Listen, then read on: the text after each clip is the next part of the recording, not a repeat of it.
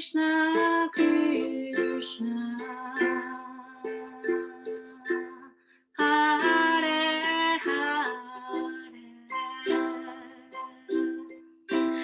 Rama, Hare Rama,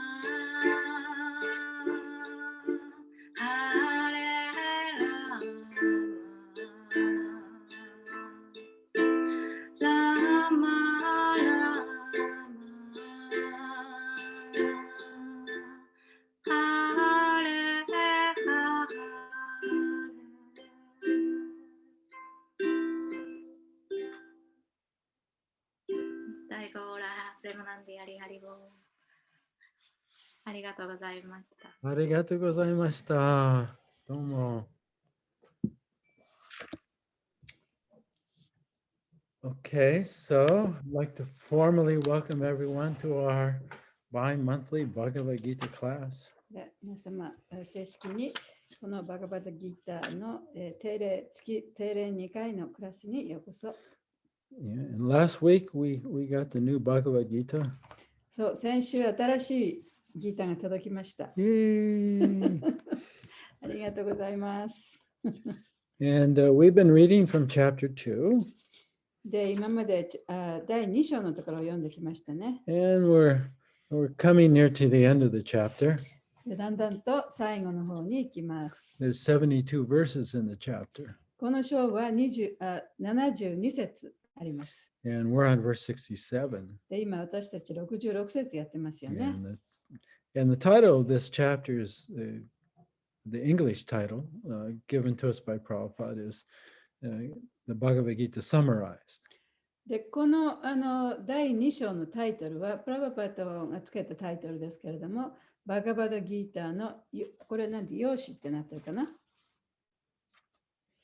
日本語ね。バガバダギーターの用紙となってますね。ギーターの用紙。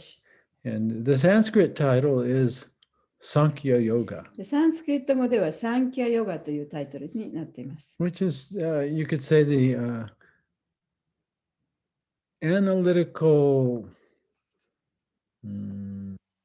it's understanding the truth by observation. It's like the scientific method. その科学的な方法のような方法を使って、その分析する自分のその内面を分析してみるということですね。サンキャヨガという意味は。And so we find Krishna's description of the truth of the soul is the main topic of this chapter. で、この章のそのメインのお話は、主題というのは、魂の、真実。Yeah, so his description is very analytical, very scientific. 非常に科学的で分析された知識を私たちに与えてくださっています。And then starting with verse 55, he describes samadhi, or he describes what is an awakened soul. He gives us a definition. で、第55節のところから、クリシュナはこのサマディ、すなわちその目覚めた魂というのはどんなものかということについて説明しています。Yeah, so it's a very scientific description. で、それはとても科学的な説明がなされています。Yeah, so when the soul no longer identifies with the thoughts and sensations of the body and realizes that he exists independent of the mind and the body, that is samadhi or awakening. で魂がもう自分本当の自分というのはこの肉体でもなくマインドでもないというふうに思うことができるようになったとき、それはサマディであり、その目覚めた状態ということができます。So at this point, Krishna hasn't described God or Ishvara. で、この時点ではまだ神とかイシュワラについての説明はありません。And he hasn't talked about karma カルマについても説明されていません。or the modes of nature. あるいは物質の様式とか、So this will それもないですね。 will all come after chapter 2. で、それらの主題というのは、その第2章の終わったところから始まるんですね。Yeah. So from verse 55 until verse 72, Krishna is describing how one awakens. で55節から最後の72節に至るまでは、クリシュナはどうやったら目覚めることができるかということを説明して、He also describes what are the obstacles to awakening. でその目覚めのための障害物となるものは何かということも説明しています。And it kind of goes back and forth with this. でそれを前後にわたっていろいろ説明してるんですね。 In this way, 行ったり来たりしながら。from different angles of vision, describing, what helps you awaken and what doesn't. で何がその目覚めの助けとなるものなのか、何が目覚めの助けではないのかということについて、ちょっと行きつ戻りつしてね、説明してくれてますね。Yeah, so in verse 66, the one we discussed last class, でこの前のクラスでは16節を勉強しましたけれども、he also mentions that it's not enough to control your mind and senses. 自分のマインドや感覚をコントロールするだけでは十分ではないというふうに言っていました。You have to be able to submit yourself to a higher power. 自分自身をより高い力に委ねなければいけないということを言ってましたね。Which is bhakti. So he's talking about それ bhakti が now. バクティなんですね。だからここでクリシュナはバクティということについても語り始めています。So this is the first place where Krishna actually introduces the concept of bhakti. でそこでもって初めてクリシュナはこのバクティの概念というのを話し始めた箇所でもあるんですね。So he said, you have to control your mind and your senses, もちろんマインドや感覚をコントロールしなければいけない。 and you have to direct your attention within yourself, そして自分の心を自分の内に向けなければいけない。 and then surrender to that source of your そ consciousness. してその自分のその意識というものの源に服従しなきゃいけない。身を委ねなければいけない。 And then you'll find peace, そうして初めてその心に平和が訪れる。 not outside, で、それは自分の外にあるものではないですよって言ってるんです but ね。 inside. 自分の中にすでにあるものだと。 And if you find peace, then you'll find happiness. そしてその心の平穏を見つけたらハッピーになりますよと言ってるんですね。 Yeah. So one has to control the mind and senses, look within, find the source of your consciousness. だから自分のマインドや感覚をコントロールして自分の心の中を見つめる。そして、Find the source of your でその自 consciousness. 分の意識の源を見つけなきゃいけない。 Yeah, cause of all causes. で全ての原因の大原因ですね。 And connect. そしてそことつながる。 Yeah. In other words, we have to pray to the Lord. それはどういうことかというと、その力、その神様に祈らなきゃいけないということなんですね。 So first we acknowledge or recognize I exist. でまず最初は自分はここに存在しているということをまず認めますね。 But that's not enough. でもそれだけでは十分ではない。 Then we have to say thank you to and recognize the source of our existence. でそこでもってその感謝して、そして自分のその意識の源とつながっていかなきゃいけない。 Yeah, so it's through acknowledging the Lord by prayer, by acknowledgement that we have a relationship and we connect. でそうやってそのお祈りの言葉を言ったり、その自分よりもより高い力があるということを認めることでもって、その神とのつながりができてくるわけです。 Yeah, so this is not the path of Jiriki, this is the path of Tariki. だからこそこのバクティヨガというのは、自力の道ではなくて他力の道なんだと。 Yeah, so this is where, there are many paths, but most of them don't include bhakti or recognition of a higher power. でそのさまざまなその精神的な道がありますけれども、ほとんどのその道というのは自分よりもより高い力とかね、神とかっていうのをあまり認識しないですね。 So now in verse 67, Krishna again goes back to point out the obstacles to awakening to samadhi. で67節ではまたクリシュナがこのサマディに至る障害物、至るまでの障害物というものについて違う側面から説明しています。 Okay, so let's look at 67. We'll do the Sanskrit, the word for word, the translation, and the purport. じゃあ65節のサンスクリット語と、それから言葉の訳、そして、翻訳解説に行きますね。Indriyanam hi charitam yanmano nuvidiyate tat asya hariti pragyam vayur navam ivambasi. Indriyanam of the senses. 感覚の He certainly. 確かに Charitam while roaming. 放浪している間、 Yat with which. 何々とともに Mana the mind. 心、 Anuvidyate becomes constantly engaged. 絶えず従事するようになる。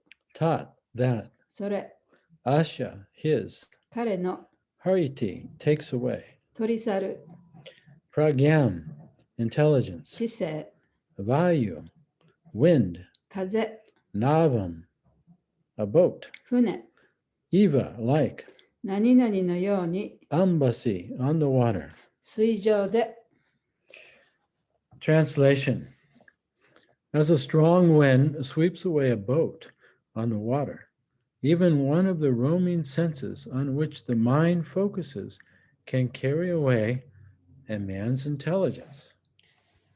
はい、解説です。水の上を行く船が強い風に吹き流されるように、たった一つでも感覚に心を許してしまえば、人の知性はたちまち奪われてしまうのだ。Purport. Unless all of the senses are engaged in the service of the Lord, even one of them engaged in sense gratification can deviate the devotee from the path of transcendental advancement. 感覚はすべて思考主への奉仕に従事させなくてはならない。たとえたった一つの感覚だけでも自己の快楽に向けられてしまえば、献身者が超越的な向上を目指す道からそれてしまうことになりかねない。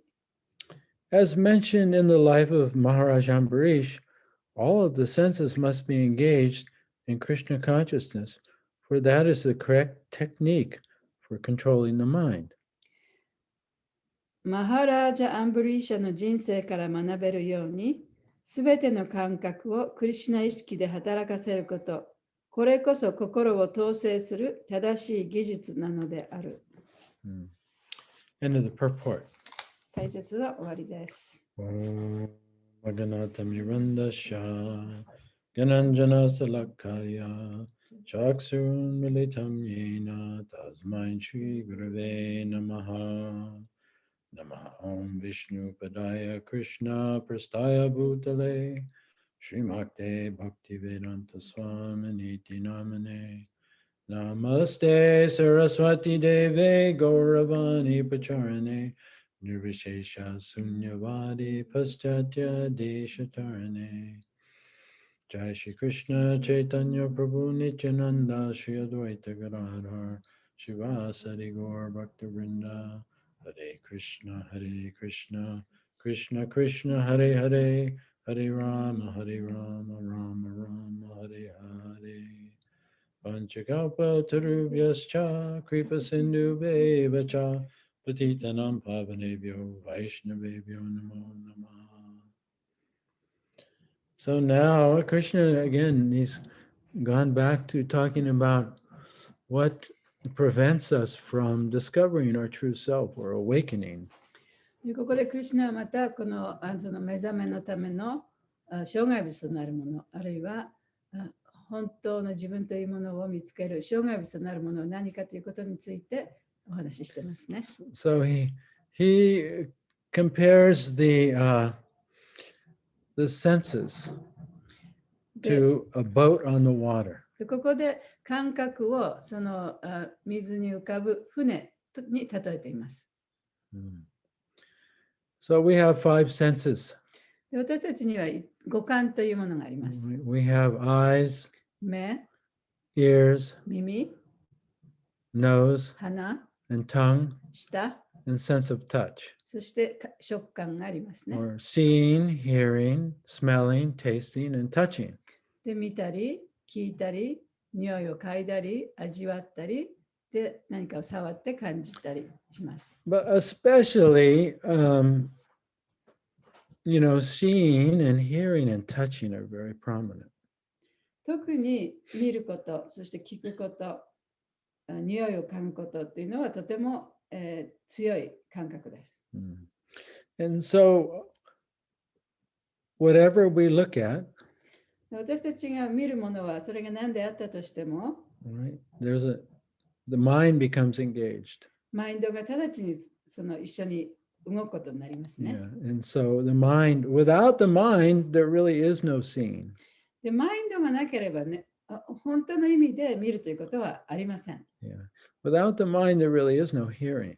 で、マインドがなければ本当の意味で聞くこともできない。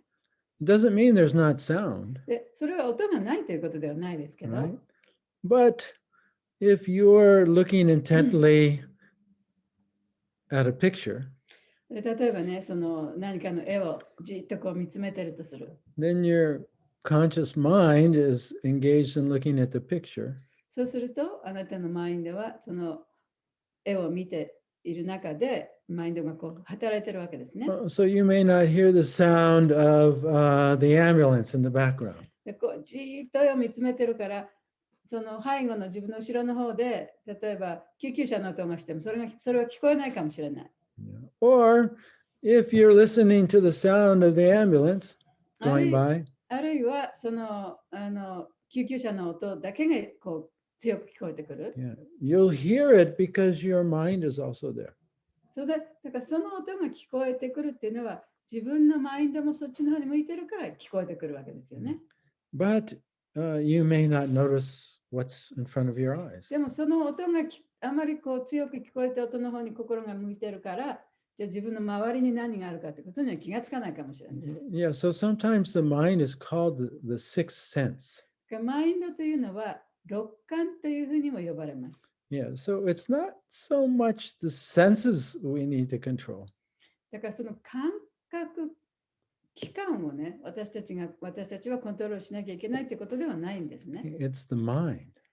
感覚ではなくて、マインドをコントロールしなきゃいけない。Yeah, so the mind is called the center of the senses. でマインドというのは感覚のセンター、中核でもある。Yeah, Krishna describes this in the 15th chapter of Bhagavad で Gita. クリシュナは第15章のところでこのことを説明しています。Let's just have a quick look there. ちょっと見てみましょうかね。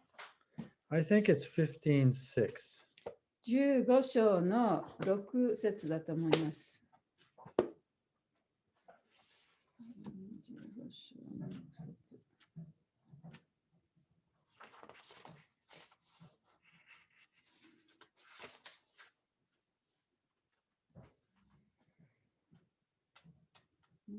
Well, maybe it's 5. Let's see.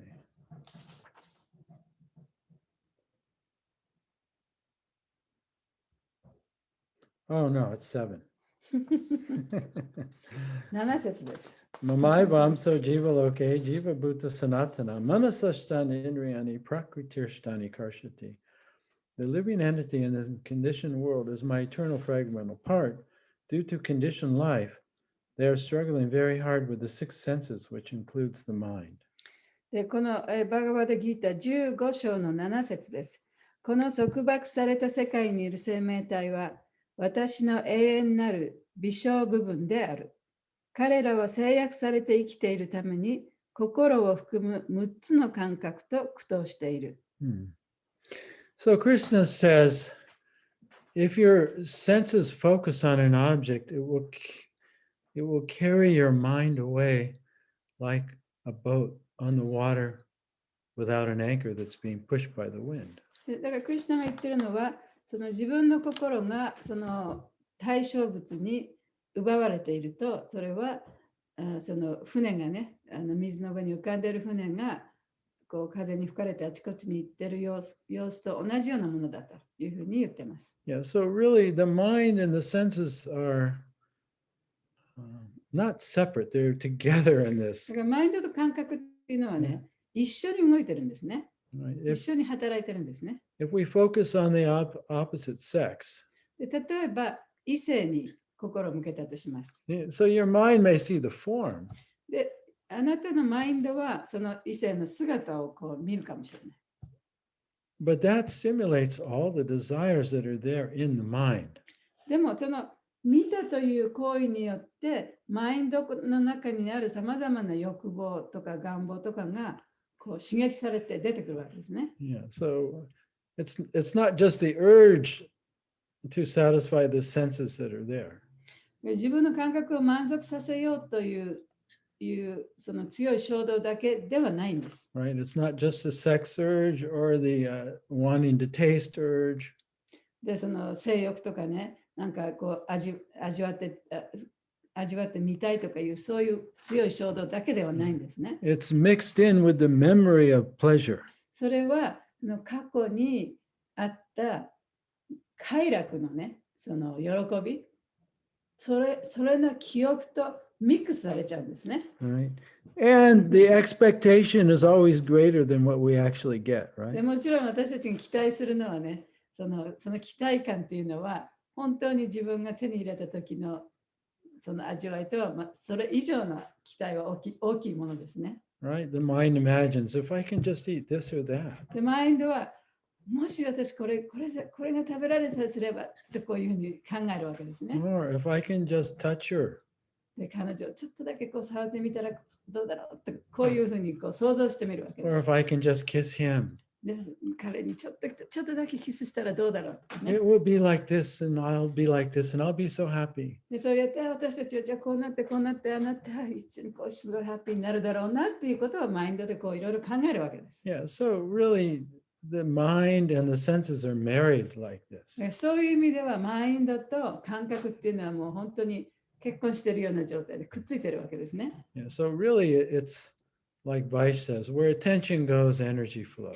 バイシュ・シェイカーさんがよくおっしゃるように自分の心を向けたところにエネルギーが流れると。 Yeah. So more than monitoring our senses, it's critical to monitor our thoughts.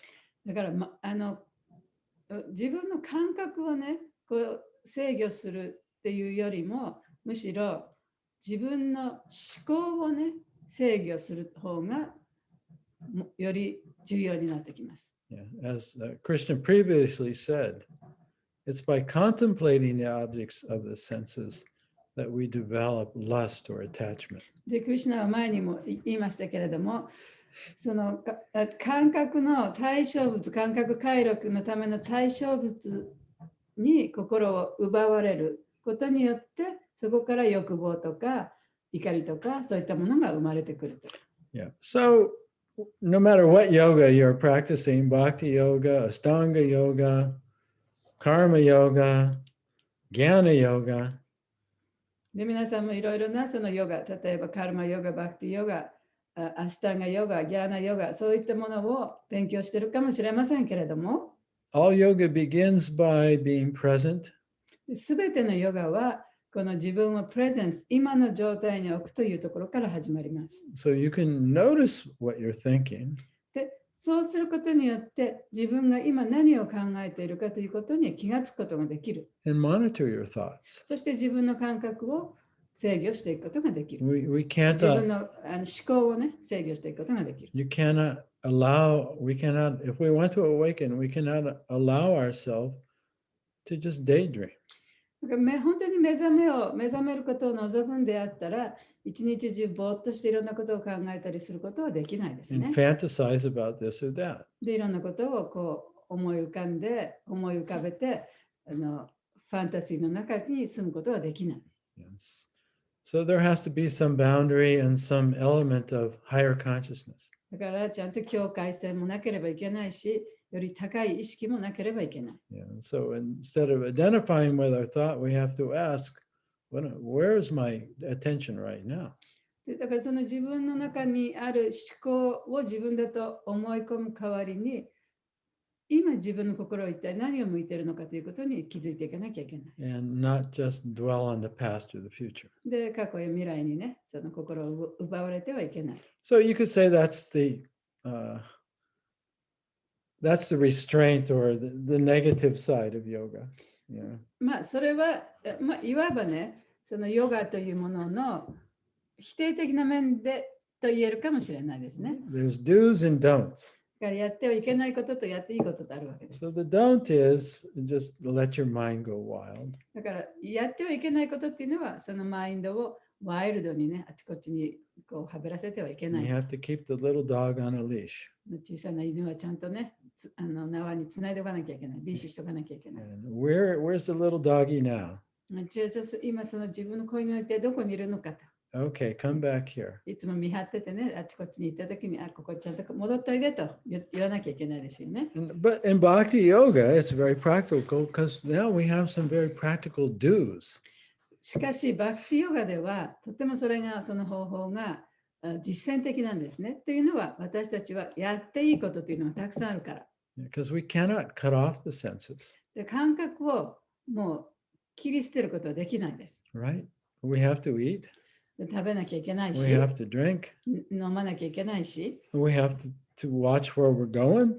で、自分がどこに行くかちゃんと見てなきゃいけない。 And we have to hear. で、いろんな音もね、ちゃんと聞かなきゃいけない。 So we have to engage our senses in Krishna service. だからこそ、そういう感覚をクリシュナに使えることに使えばいいんですね。 Yeah, we eat, but we don't eat just anything. 私たちは食べることをやっぱり食べなきゃいけないから食べますけれども、でも何でも食べればいいってもんじゃないんです We ね。 don't eat animals, 動物は食べない。 and we eat vegetables that are offered to Krishna. で、クリシュナにちゃんと捧げられた野菜を食べればいいわけ Yeah, です。 so we eat food that is blessed by Krishna だから、クリシュナによって祝福された食べ物を私たちは食べます。 and now has a spiritual vibration. で、そうすると、その食べ物の中に精神的なバイブレーションが含まれています。 Yeah, so we just don't watch everything that we want to on our cell phones. だからその携帯でもね、自分の好きなものをだらだらと見てるわけではない。 Or hear anything, あるいはだらだらといろんなことを聞いてるわけでもない。 but we read and we hear things in relationship to Krishna. 私たちはそのクリシュナとの関係の中でそれに関したものを見たり聞いたりしてるわけです。 But remember, if our mind is not present, でも自分のマインドが今の瞬間になければ、 then our senses are actually not engaged in Krishna's service. 私たちの感覚はクリシュナへの奉仕に使われていないということになる。それをちゃんと覚えておいてください。 If we're chanting, で、たとえチャンティングしていたとしても、 but we're not present and aware that I'm chanting, でも自分は今ここでちゃんとこう唱えてるんだっていうことを自覚してチャンティングしていなければ、 if I'm thinking about what I did yesterday, 昨日どんなことをしたかななんていうことを考えながらチャンティングしていたとしたら、 or what I'm going to do tomorrow, あるいは明日は何しようかなと考えながら唱えてたとしたら、 if I'm doing that as I'm chanting, そういうふうにしながらチャンティングしていたら、 I'm really not hearing. 本当にそのクリシュナの名前を聞いているとは言えませんよね。 So to engage our senses in the service of Krishna, we actually have to be there. Our attention has to be there. だから自分の感覚をクリシュナの奉仕に使うっていうことは、自分を今の状態に置いとかないとそれはできない。 If we are there, then it's very purifying. で、自分がそこにいてクリシュナの奉仕に従事しているということは非常に自分が浄化されることでもあります。 Right? We're honoring prasadam. で、プラサダムをいただいている。 Right? We're a heart full of gratitude. それは本当に心から感謝の念を持っていただいているということですね。 Appreciating what Krishna has given で、クリ us. シュナが私たちにくださったものをそれに感謝しながらいただいているということですから。 If we're chanting the holy name, で、聖なる名前を唱えるときには、 and we're asking Krishna to engage us in his service, そしてクリシュナにその自分をどうぞ使ってくださいとお願いする。 and appreciating how he's the source of our life. そしてクリシュナこそが私たちの命の源だということに感謝している。 That's very purifying, and it's also pure chanting. そういう思いを持ちながら唱えるということは非常に心が浄化されることであるし、それは純粋な証明とも言えますね。 However, if we're chanting しかし、唱えているときに、 and we're thinking about what happened yesterday or tomorrow. 昨日何が起こったかとか、明日はどうなるかとか、そういうことを考えながら唱えていたら、 What we're doing is actually maintaining our false conception of who we are. で、そういうチャンティングというのは、自分の偽の自分の概念っていうのを持ち続けるということなんですね。And it's becoming very strong because we're chanting. それがさらに強くなるというのは、はいそのチャンティングという方法、チャンティングを通してもっとそれが強くなること We're ですね。 more identified than normal, で普 actually. 通よりもさらに強いものになってしまうかもしれない。 And plus, we're inattentive. でもちろんね、自分は不注意だし、 Yeah, so that kind of chanting, we won't make very much progress. So We'll you pretty know, much stay stuck in our false conception of who we are. そういうような証明の仕方をしていれば、あまりその早い発展というのを望めないですね。で私たちは自分がその偽の自分の概念の中にずっと居続ける状態になっているからですね。Yeah. So if we consciously engage our senses in Krishna's service, they become purified, and we become purified of the false conception of who we are. だから意識してそのクリシュナへの奉仕をすれば、自分のその偽の自分というものの概念からだんだんこう自由になっていくことができる。And we feel peaceful and happy. で、そうすることによって心が平穏になり、そしてハッピーになる。We're like an elephant taking a bath. 象がね、水浴びをしているようなもので。But if we think we're engaging our senses in Krishna's service, but our mind is somewhere else. でもね、自分の感覚はすべてそのクリシュナの方針に使ってるなと思いながら他のことを考えてたりする。Then we're actually the elephant rolling in the dust. それはその水浴びをしながら自分の体をきれいにしてまたすぐに砂でね、泥でもって体が汚れる象の水浴びと同じことになります。Yeah, so here we see in this verse and also in the previous verse, it's a combination of yoga, which means to control your mind and senses.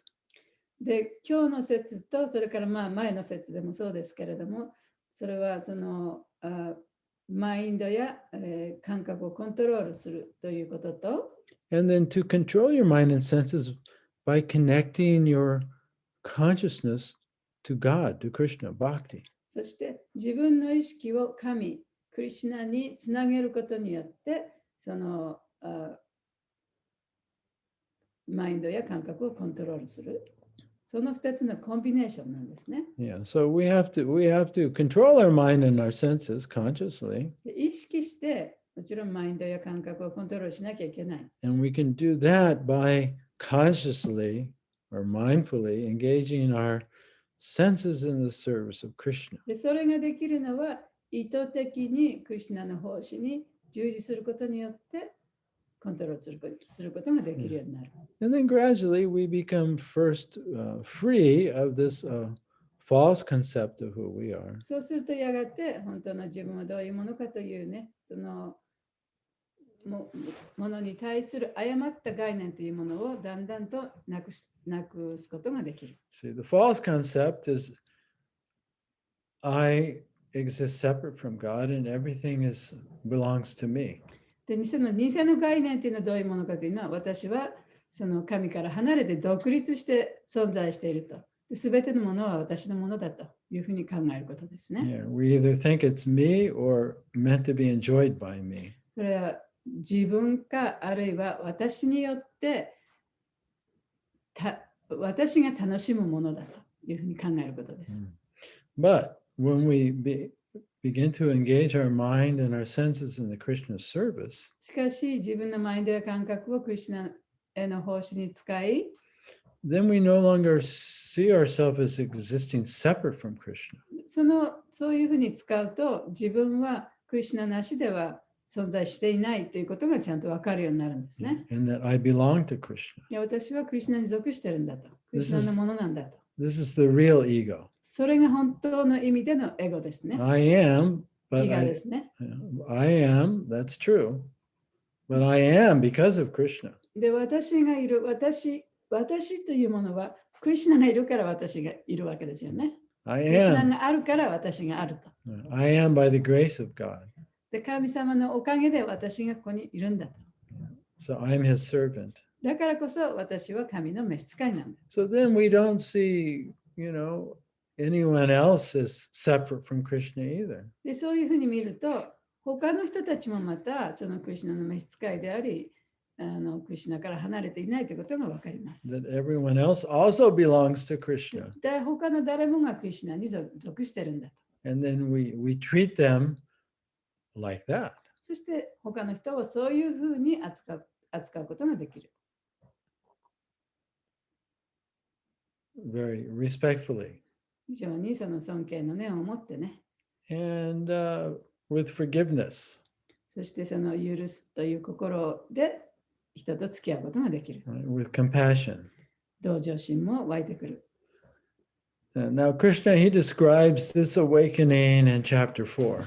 で、このような目覚めをクリシュナは第4章のところで説明しています。Let's take a quick look at that. で、そこをちょっと見てみましょうかね。This is after Krishna says, if you want to know the truth, you should approach a self-realized soul. で、ここでクリシュナが言ってるのは、で真実を知りたければ、悟った魂に近づいていかなきゃいけないっていうことを言ってますね。And then after you've seen the truth, what's the truth? What is the truth that you'll realize? その真実が分かったら、じゃあ自分がなぜその真実が分かっているのかっていうその証拠をね、見なきゃいけない。Yeah, so we can look at verse 434 and then verse 435. で、4章の34節と35節ですね。So 34, Krishna says, 434, Tadvidi pranipratena pariprashnena sevaya upadekshanti te jnanam jnaninas tattvadarshina. Just try to learn the truth by approaching a spiritual master, inquire from him submissively, and render service unto him. The self-realized soul can impart knowledge unto you because he's seen the truth. 第4章の34節です。精神の死に近づいて真理を学び、うやうやしく問い、教えに従って死に仕えよ。自己の本性を悟った魂は真理に精通しているので、弟子に知識を授けることができるのだ。Yeah, so that, the spirit, if you approach a spiritual master and you ask him, what's the truth? Who am I? で、だから精神の死に近づいて、彼に聞くんですね。私は一体誰なんですかと。Just like when Sanatana Goswami met Lord Chaitanya. で、サナタナ・ゴスワミがチェタニャ氏に会ったときに、The first question he asked him is, who am I? 最初に聞いた質問は、私は一体誰ですかという質問だったんですね。In fact, Sanatana Goswami said, people say I'm very learned. で、サナタナ・ゴスワミが言うのは、人々は私はとってもね、その学問があるというふうに言います。Yeah, he spoke 7 languages. 彼は7つの言語を話しました。And he said, people think I'm very learned, but actually I don't know who I am. Who am I? で、そうやってみんなはね、私のことはとっても博学の人だと言うけれども、私にはそれは分からないと。一体私は誰なんでしょうか。And then Lord Chaitanya replied, Jiva Swarupaya Krishnara Nityadas Krishnara Tatasta Sakti Beta Beta Prakas. You're the eternal servant of Krishna. で、そこでチェイタニャ氏は言うんですね。お前はクリシュナの永遠な召使いなんだよと。You're part of his marginal energy. あなたはクリシュナの中間エネルギーの一部なんだと。You're simultaneously one with God, but different. で、お前は神と同時に一つであり、また別であると、個別であると。Yeah. So when we realize the truth, で、そういう真実を悟ると、that's what we'll realize. それを私たちは本当に悟ることができるんですね。So Krishna says, if you approach someone who's realized this truth, he'll tell you the truth. だから本当にそういう真実を悟った人という人は、あなたにもその真実を伝えることができる。But it's not that simple. でも本当はそんな簡単なことではないんですね。He'll tell you what you have to do to realize the truth. もちろんそういう偉い人はあなたにね、じゃあそういうことを悟るにはどうしたらいいかということはことを教えてあげることができる。Yeah, he can't just touch you on the head and instantly you realize the truth. で、その人があなたの頭をちょっとこう触ったからといってね、その真実を悟るわけではないです。He said, No, you're going to have to do what I did. で、あなたは私がやったようなことをやらなきゃいけない。And this is what you'll realize. で、そうするとあなたが悟ることができますよと。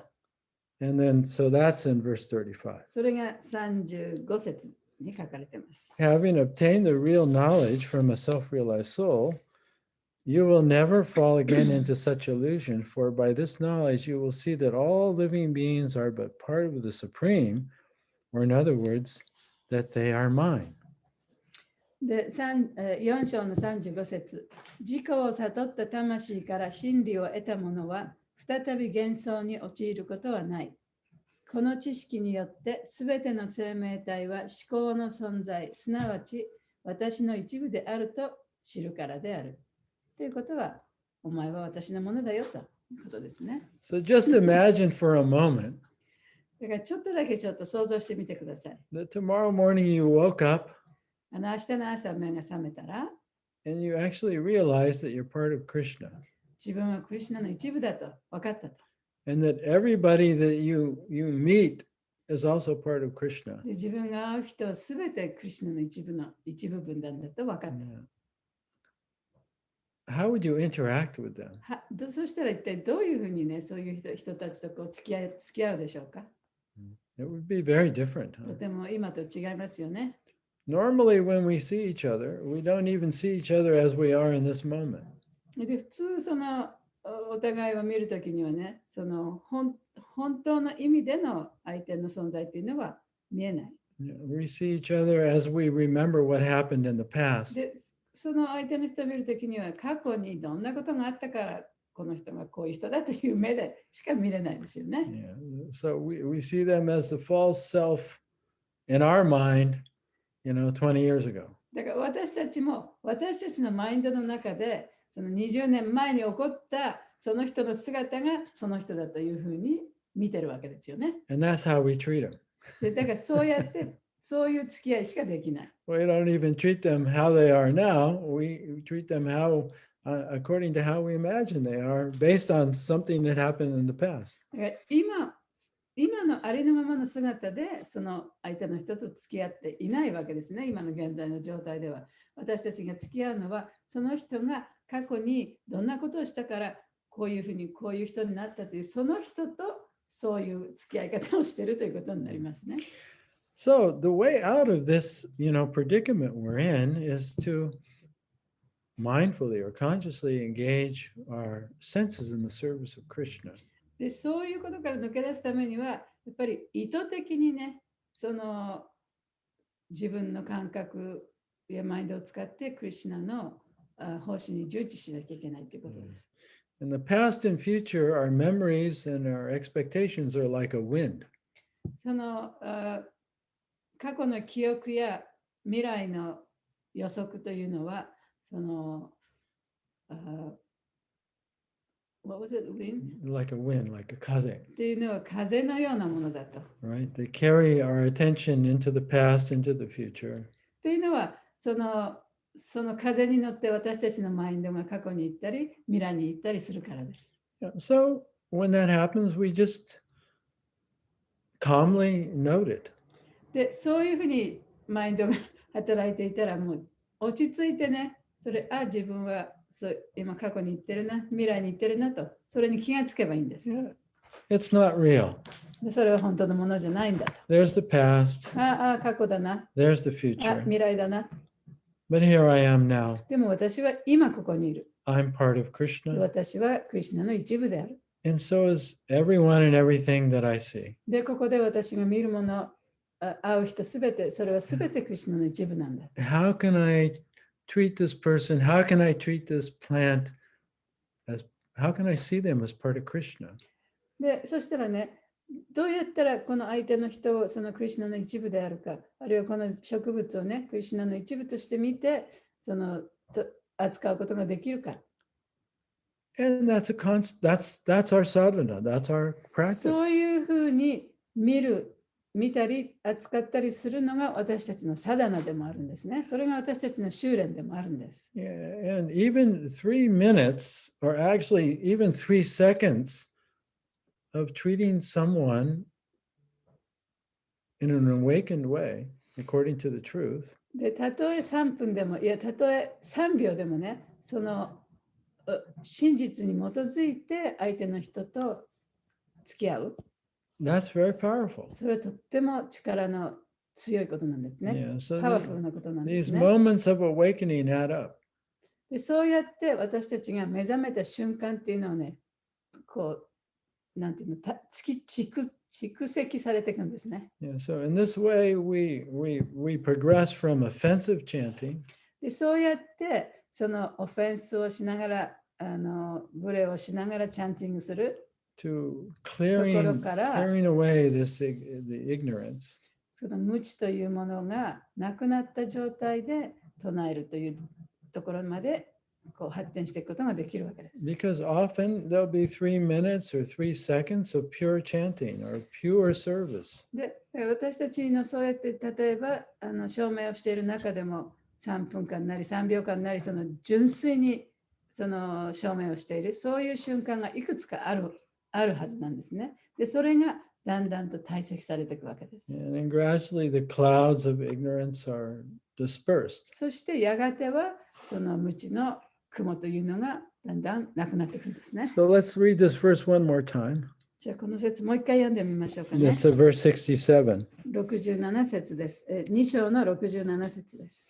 As a strong wind sweeps away a boat on the water, even one of the roaming senses on which the mind focuses, carry away a man's intelligence. 第2章67節。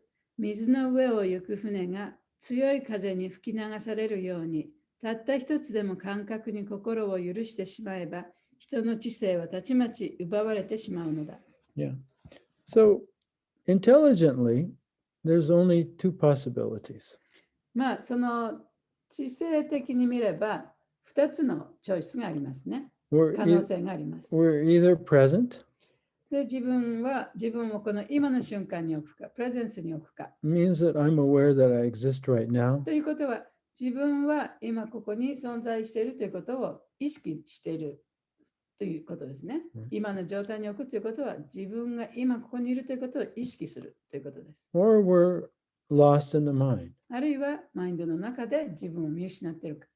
So when we're present, we're aware that I exist in this moment. プレゼンスにあると、私は今この瞬間に自分はここで意識してちゃんといるということを意識しているということですね。And the illusion of separation from Krishna is dissolved for a で moment. その状態にあれば、クリシュナから離れているという幻想はそこではないわけです。Right? And we're feeling very peaceful でそこでとてもピースフルな気持ちになります。 and happy just to be alive. そしてただ生きているだけでハッピーだというふうに感じることができる。But then the boat is carried away. そうすると今度船がまた風にね、 Right? 押されて流されるわけです And ね。 we go into the past.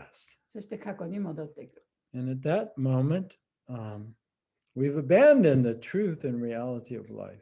で、そうすると、その人生の命の真実というものを捨てて過去の方に戻っていってしまったってことですよね。 And we're lost in the mind.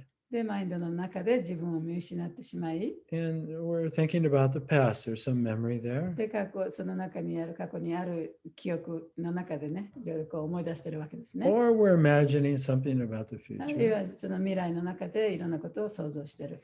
And so we're not here now. ということは私たちはここにはいないということですよね。 So what- 今にないということです。 So what we're experiencing is not real. だから私たちがそうやってマインドの中であっちに行ったりこっちに行ったりして体験していることは本物ではないものを体験しているわけです。 So our attention has been carried away. 私たちの心はあっちに行ったりこっちに行ったりしているということです。 And so what we're experiencing isn't real. で、そういう状態であったら私たちの体験も本物ではないわけです。 And that is the main cause of suffering for all humans. で、それこそが全ての人間にとっての主だった苦しみの原因なんですね。But we're yogis. でも私たちはヨギですから、 So as soon as we notice that our attention has been carried 自 away, 分の心があっちに行ったということに気がつくことができれば、 then we bring it back to now それを今に戻せばいい。 and back to Krishna. そしてクリシュナに戻せばいい。 And that's basically the lifestyle that Prabhupada has given で us. それがプラバパダが私たちにくださったライフスタイルでもあるんですね。 Right? Chanting 16 16 rounds, 種唱える、 following the four 4 regulator つの規則に principles, 従う、 and offering your food to Krishna, で食べ物をクリシュナに捧げる、 and then offering your work to Krishna, で自分の活動をクリシュナに捧げる。 in very practical ways connecting our life with the truth. でそうやって非常に実践的な方法で、自分の人生をね、クリシュナとつなげていくことができるわけです。 So Maharaj Ambarish is mentioned in the purport. で、この解説の中でマハラージ・アンブリーシがのことが書かれてますけれども、 Because he was expert at engaging all of his senses in the service of Krishna. で彼は自分の感覚をクリシュナの奉仕に使うということにとても上手な、それが上手だった人なんですね。 And Krishna protected him from all dangers. で、クリシュナは彼をさまざまな危険から守ってくれました。 Krishna actually gave him his Sudarshan chakra to watch over him. で、クリシュナは彼にそのクリシュナのね、武器のスダルサナチャクラっていうこの、なんだっけ、なんていうの日本語で、チャクラ、輪っかですね。それ武器なんですけど、それをね、マハラジャンブリシにその国とお前と国民を守るためにこれをあげましょうって彼にあげたんですね。Yeah. So we should engage our mind and our senses in the service of Krishna and trust that Krishna will guide us and protect us. だからその自分のマインドや感覚をクリシュナの奉仕に使うことによってクリシュナが私たちを守ってくれるということをね、本当に信じなきゃいけない。So I'll just reiterate that in order to engage our senses in Krishna's service, our attention or our mind has to be there. で、その自分の感覚やマインドをクリシュナの奉仕に使うということは、感覚や自分の心がね、その心がそこになければそれを使うことができない。We have to consciously do it. そうだからつまり意識してそういうことをやらなきゃいけない。クリシュナの奉仕をしなきゃいけないということですね。Consciously hear. 意識して聞く。Consciously eat. 意識して食べる。Consciously touch. 意識して触る。Smell. 匂いを嗅ぐ。And what else? Taste. 味わう。So see, hear, 見る、聞く。touch, taste, and smell. 触る。味わう。匂う。But primarily, we have to be very aware of what we're hearing and what we're seeing. でも大事なことはね、何を見てるのか、何を聞いてるのかということをやっぱり意識しなきゃいけないということです。Because those two senses are engaged all the time. で、その見ると聞くということはね、そういう感覚はとっても強いっていうかね、主だった感覚で、いつも使っている感覚ですから。Yeah, and how to connect with Krishna. それをどうやってクリシュナにつなげていくかということを考えていかなきゃいけないです。Otherwise, Krishna says you'll lose your intelligence or you'll get bewildered and そうで become なけれ lost. ば、その知識がなくなって、頭が混乱しますよとクリシュナが言ってるんですね。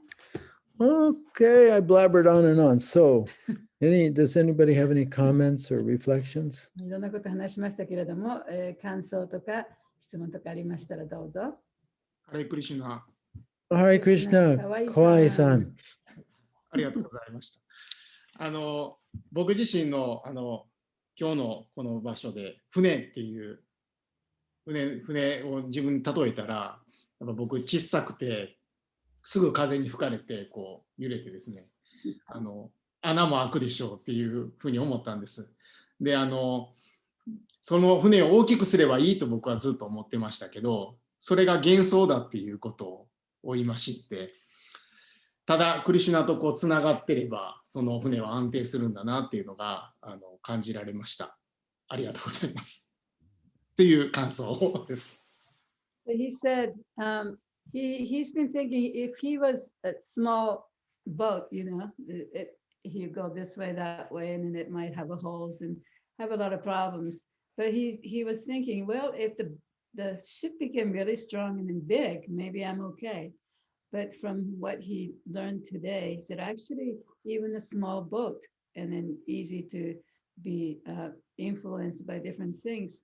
If you're connected to Krishna, then you can go. Then you're okay, safe. So Yes. that's what he learned today. Well, thank you for that, Sharon. ありがとうございます。 Which makes me think of a point that I wanted to make that I forgot. もう一つ私言いたいことあったんですけれども、今のお話でちょっと思い出しました。Really, what the boat needs is an anchor. その船が本当に必要なのはね、怒りなんだと。その船の怒 Right? り。 And so Krishna is our anchor. クリシュナこそが私たちの怒りなんだ。Yeah. So you could say, like, if you're practicing meditation, like Zen, for example. 例えばね、禅とか、そのさまざまな形の瞑想をね、勉強してるとしますね。 Yeah, the anchor is the present moment. でその瞑想の怒りというのは、今という瞬間です。 Or awareness in the present moment. あるいは今の瞬間の意識ですね。 But in the beginning, most people don't even have that, right? でも初めて瞑想始めた頃はね、それさえもない。So the anchor is the breath. だからそこで怒りを持つのは呼吸とか or the mantra. マントラとか。 So wherever the mind wanders, you bring it back to the だから anchor. マインドがこう風に吹かれてあちこちに行くけれども、それをまたその怒りである呼吸とか、そういうものにまた戻す。その訓練が瞑想ですよね。 Yeah. That's not really bhakti. でもそれはバクティとは言えない。 So the real power is Krishna 本当の力はクリシュナにあるから。 because he's the power of our life. というのはクリシュナこそが私たちの命の力であり、 And he's the source of power for everything. すべてのものの力の源がクリシュナだから。 So if we always bring our attention back to our life right now, だから今、常にね、その自分の意識を今の、自分の命に持ってきたら、 and acknowledge Krishna as the source of our そして life. その命の源がクリシュナだということをちゃんと知ってたとしたら、 Yeah. And ask him to hold on to me. で、私をしっかり捕まえててくださいと。 And we see everyone else is also, their power is also coming from そ Krishna. して他の人の力もやっぱりクリシュナから来てるんだということがわかる。 Then that's the real anchor. それこそが本当の意味での怒りですよね。 Yeah. So whether the ship is small or big, the waves of the ocean can't mess with it. でそれがあったら、どんなに小さな船であったとしても、どんなに大きな波が来たとしても、絶対に大丈夫。 But we have to always seek out that connection, though. でも私たちがそのつながりっていうのをね、常に意識して持ってなきゃいけない。 Because Krishna has given us free will. それは私たちがクリシュナからいただいた自由意志というものによってそれを選ぶことができる。 Yeah. So Krishna is our anchor. だからこそクリシュナこそが私たちの怒りなの。Thanks for reminding me of that. 思い出させてくれてありがとうございます。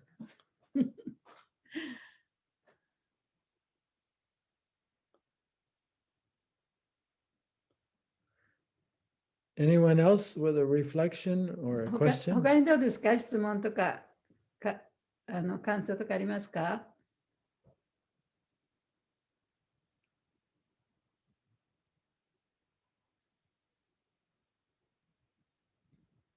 Just gonna move this for a second.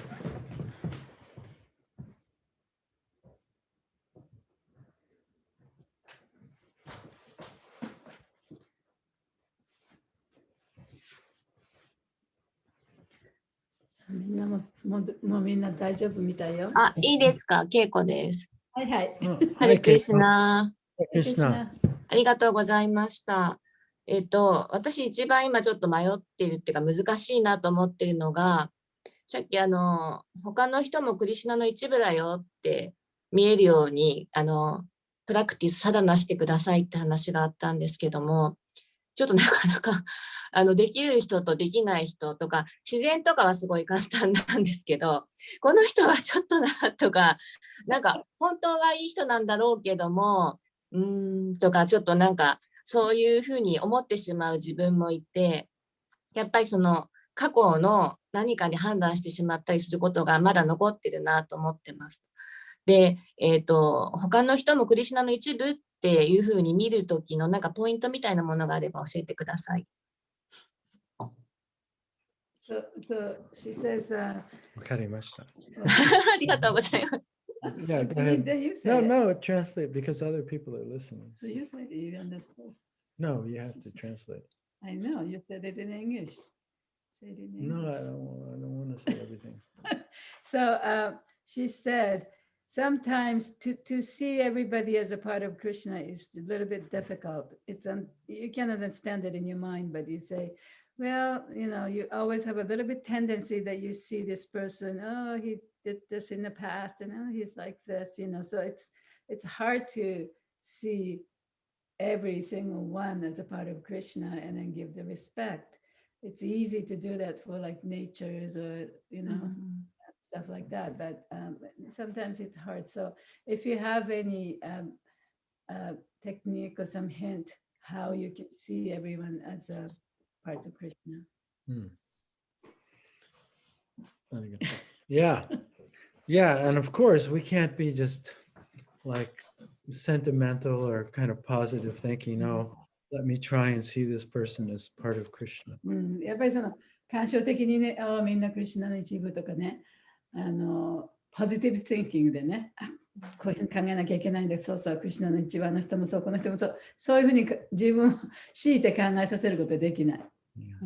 難しいと思います。Yeah, so the first level, you may say that we have to master of our mind. We have to master our mind and our senses, right? だから最初のレベルは、まずね、自分の感覚とマインドをマスターしなきゃいけない、コントロールしなきゃいけないということですね。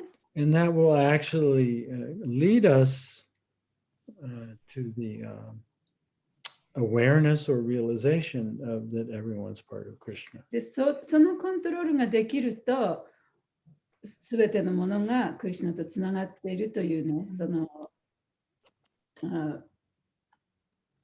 発見というか自覚というかね、感覚というか、そういうものが目覚めてきやすくなる。So this is called the inner path. We have to look within ourselves. でそれは自分の心の内をまず見て、And actually notice our thoughts. で自分がやっぱり何を考えているかなということにまず気がつかなきゃいけない。Yeah, so the thoughts that we have about ourselves. でそれは自分に対する考えかもしれない。And the thoughts that we have about others. あるいは他の人に対する考えかもしれない。Like when we're judging somebody for like being overweight. で例えば、ある人を見てね、あの人太ってるとか思う。Or for the habits they have that we don't like. あるいはね、なんか嫌な習慣あの人持ってるとかね。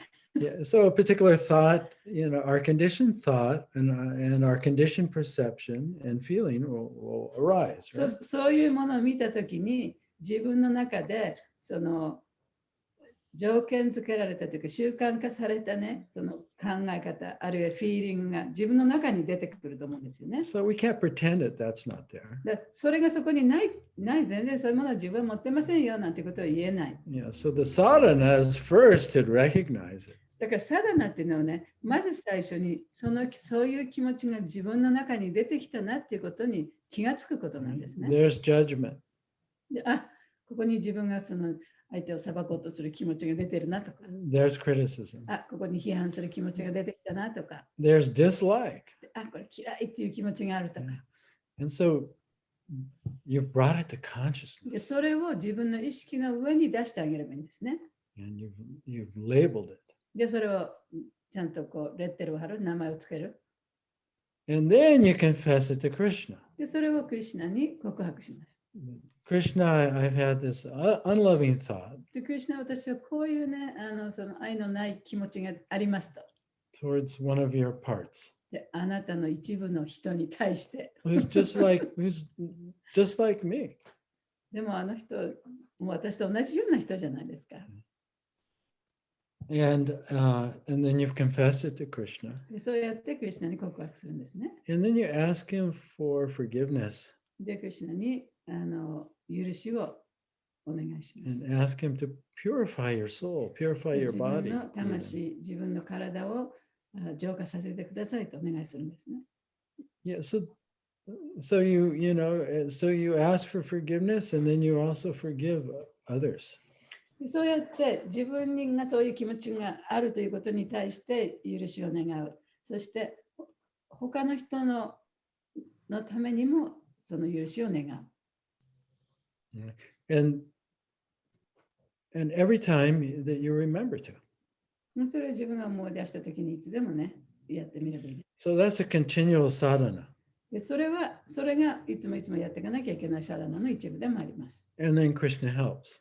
そうするとクリシュナがだんだんと助けてくれるでしょう。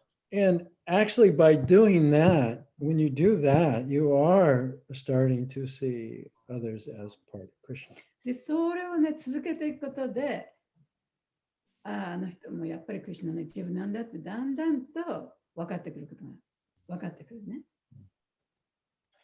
だんだんとそういうふうに見れるようになってくる。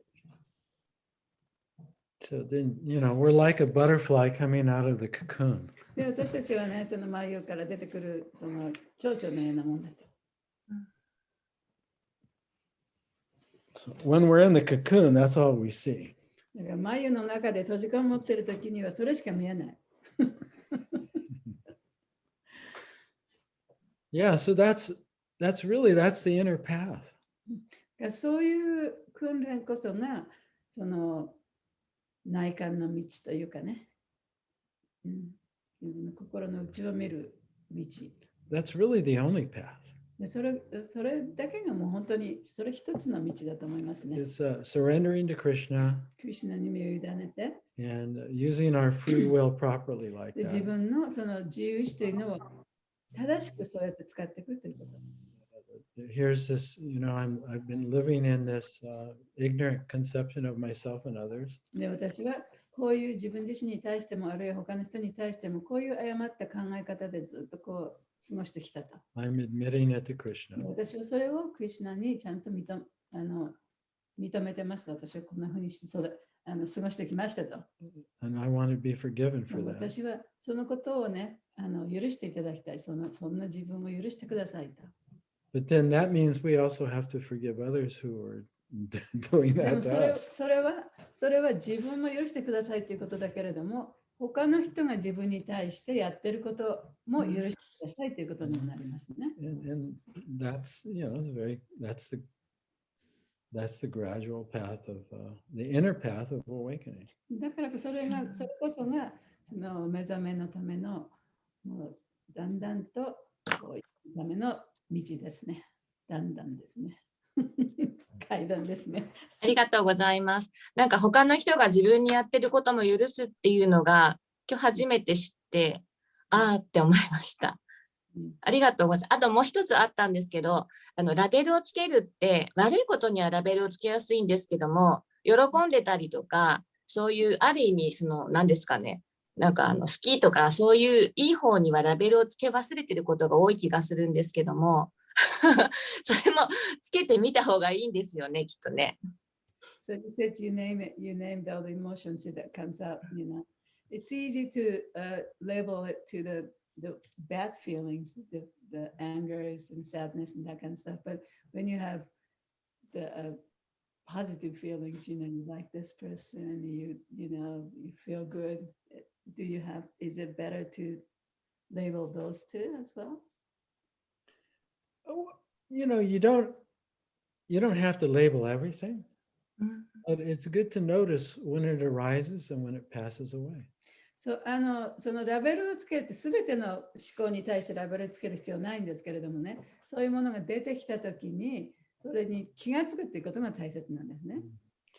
But our job is to qualify ourselves for the spiritual dimension. でもその精神的な次元に自分を高めていく。精神的な次元になる資格を持つということが大切で、So the law in the spiritual world is love. で精神界の法則というのは愛ですね。So we have to become loving again. だからそういう意味でね、ラビングにならなきゃいけない。 So, ちゃんと愛することができる、愛されることができるね。so it's good to acknowledge when you're loving, but it's more important to acknowledge when you're not loving so that you can correct it. だから好きとか楽しいとかそういう気持ちっていうのももちろんそれに気がつくことも大切だけれども、それもすでに精神界にあるポジティブな方ですよね。だからこそそういう気持ちに自分をさせるのにはやっぱり否定的な気持ちが出てきたときにはっきりと気づいてそれを直していかなきゃいけない。より愛の方にね持っていかなきゃいけない。See, our pure nature is loving. で私たちのその純粋な本質というのは愛なんですよね。愛することができ、愛されることができるのが本来の状態。And we already are that. すでにそれは私たちの中にあるものです。Our awareness itself. そういう意識というのはね。But our words, because God's the creator, but because we're part of God, we're also creators. 神は創造者、いろんなものを作る人ね、創造者であるけれども、私たちは神の一部だから、私たちもまた創造者でもある。So how do we create? じゃあどうやったら私たちは何かを作ることができるんでしょうか？ With our thoughts. それを自分の考えで作れます。With our words. 言葉で作れます。With our actions. 行為で作れます。And we're responsible for that. でそういうものに対して私たちは責任を持たなきゃいけない。So we have to bring our will in alignment with God's will. だから神のご意志に自分の意志を沿わせなきゃいけない。So when our thoughts aren't loving, we have to notice it. だから私たちのその考え方がね、そういう愛に満ちていなければ、それやっぱり直していかなきゃいけない。And then we have to, admit it to God. で、神様にそれをそうですよ、こういうものがありましたよと。And, ask to be corrected. それでそれをどうぞこういう気持ちを直して、愛の気持ちの方に直してくださいと。Yeah, so, but every experience, every thought, every feeling, positive or negative, arises and passes away. So it's good to notice that too. さまざまな体験ね、それがポジティブなものでもあったとしても、否定的なものであったとしても、常に出てきたり、いなくなったり、出てきたり、なくなったりしてるわけですから、そういうものに気がつくというのはね、良かれ悪かれ素晴らしいことだと思います。じゃあ、その愛の感情の時は浸ってもいいんですかね。Can she be really absorbed in this loving feeling? Yeah, but just enjoy it for now. Don't try and hold on to it.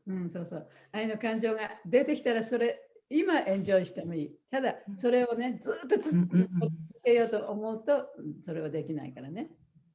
はい。よくわかりました。ありがとうございます。面白いね。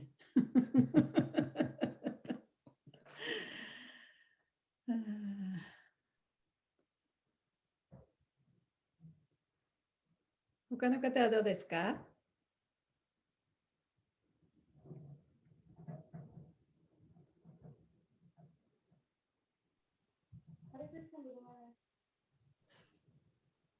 ？I hear somebody's voice. Hare Krishna. We can hear a voice. Can you hear me now? Oh, yes. Yeah. Thank you for the class. Actually, I had one question regarding the chanting. How much time it takes to one to perfect in chanting? Like in one of the Bhagavatam class, I was hearing that when someone is chanting in chanting very nicely, then he is able to see what others can't see. In some of the class you were telling, some other part of the brain operates. So how much time it takes to perfect in chanting? Hare Krishna, thank you. 誰かのその、バガバタムのクラスの中でね、チャンティングをしていて、とてもその真剣に素晴らしいチャンティングをしていれば、他の人が分からないようなことでも分かるようになる時が来ますよというお話があったそうなんですね。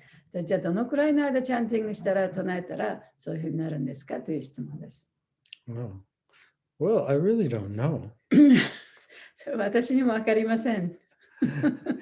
For one thing, is if we have some expectation, then we're lost in our mind.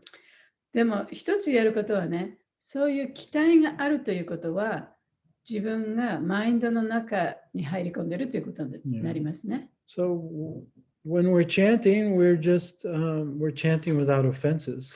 で、そのチャンティングをしている間には、そのいろんな侮辱を起こさないで唱えなきゃいけない。I mean, that should be our aim. でそれこそが私たちのね、目的でなくてはいけない。So that means we have to be attentive ということは、本当に心を集中させて唱えるということですよね。and reverential.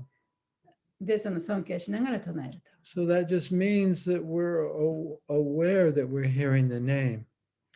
それは、その名前があるということをちゃんと意識して、名前を唱えているということを意識して唱えるということです。Without judging how we're chanting. 自分がどういうふうにチャンティングしているか、それいろいろ裁いてはいけない。Without any expectations of how we should be chanting. どういうふうに自分がチャンティングしたらいいのかということを期待してチャンティングしてはいけない。Because that means we're in the future, we're not present hearing the name. ということは、自分はその未来に思いを馳せていることになって、今、この瞬間に名前を聞きながらチャンティングしてないということですから。We're just here. で、私、今ここにいるわけですよね。I'm aware I'm here. で、自分がここにいるということは自分で今わかる。And I'm hearing God's name. そして神の名前を聞いていること、今聞いているとわかる。And I try and do that for 3 mantras. で、それを3つのマントラを唱える間だけやればいいんです。That's as best as I can do. で、それが今自分ができる最善の方法だと。If I can be present for 6 mantras, even better.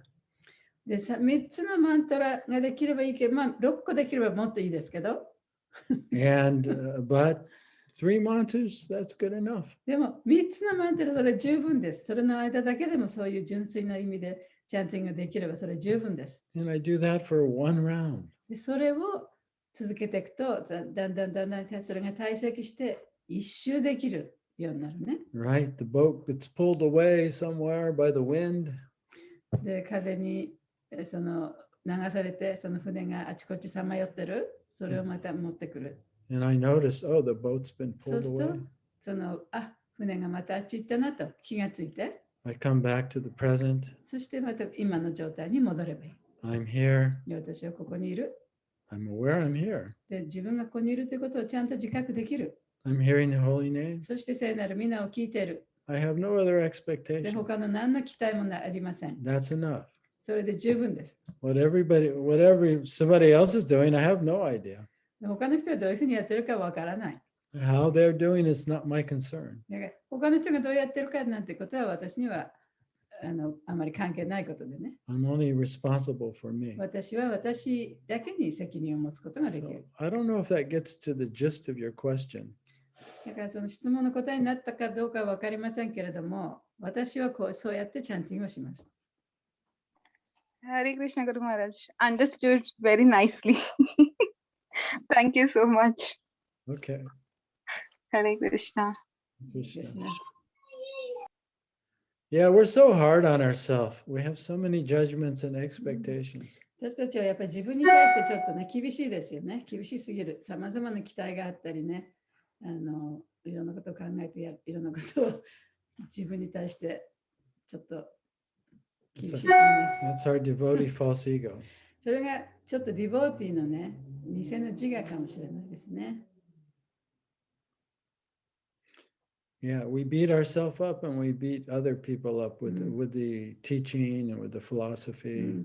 そういう教えとか哲学でもってね、自分もこう激しく叩くけれども、他の人まで叩いてしまうこともある。It's called shooting on somebody. You should, I should. 英語で言うとね、それは I should do this。やらなきゃいけない、こうしなきゃいけない、ああしなきゃいけないって言ってね、その相手を責める。shooting って言うんですけど。Should in. shooting。shooting。なんていうの、べき。It's like shooting. 何々すべき、ああすべき、こうすべきっていうね。ふうにこう責めまくる。自分をも責めるし、他の人も責める。それを教えとか哲学を使ってね、そう責めまくる。そういうことをしがちですね。So we just do the best we can, moment to moment. だからもう一瞬一瞬ね、最善を尽くしてやっていけばいいんだと。And ask Krishna for help. そしてクリシュナに助けを求めればいいんだ。Because we need all the help we can get. 私たちはもういろんなところから助けを求めなきゃいけないからね。そういう助けが必要ですからね。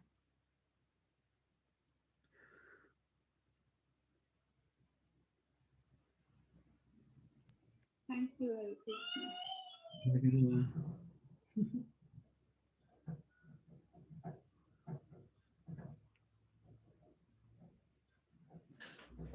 So, what do you think, Rava-san? ハレクリシュナ、 Hare Krishna. 今日もありがとうございました。Arigatou gozaimasu. いつもサッチャ先生のお話聞くと、もう最後の話とか、チャンティングしたくなります。Oh, I wanna chanting now. その啓発がやっぱり前に進ませてくれる私たちの背中を押してくださるので、とてもありがたいなと思います。今日もありがとうございました。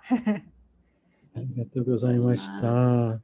So, next class will be in 2 weeks, right? はい、After 2 weeks だと、マーチですね。マーチだから、6 of April?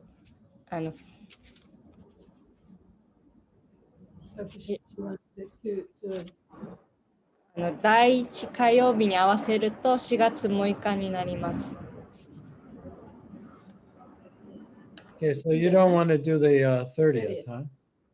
Does she want 第 to? 1と第3がいいんだよね。で、一応告知してるんですけど、もし、サッチャさんが可能でしたら、私たちは喜んで30日も参加しますけど。Actually, otherwise, then it won't be. Yeah, it's not. Okay. Okay, so yeah, let's make it the 6th then. じゃあ6日にしましょう。はい。And so then will be verse 68, huh? 68節ですね。68節。では、じゃあ次回は4月6日の8時半から、バガバッドギーター2章の68節をやります。はい。お願いします。お願いします。はい、お願いします。ありがとうございます。Oh, see, actually it's 4:30. Yeah. We just changed our time here. アメリカはね、1時間遅く早くなったの。Yeah, no. Yeah. Spring Forward。1時間早くなったの。夏時間になりましたのでね。いつも3時半だったけど、これから4時半です、こっちのね。4時半になるわけですね。Hey, well, I'm so grateful to be with you all today.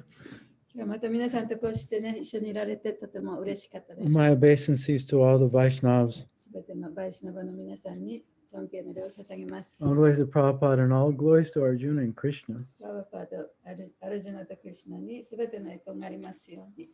So now we'll say goodbye. Sayonara. シャッチャデーバプラブキー。じゃあ、マハグナマタジキー。じゃあ、プラパダキー。じゃあ、ありがとうございました。ありがとうございました。ありがとうございました。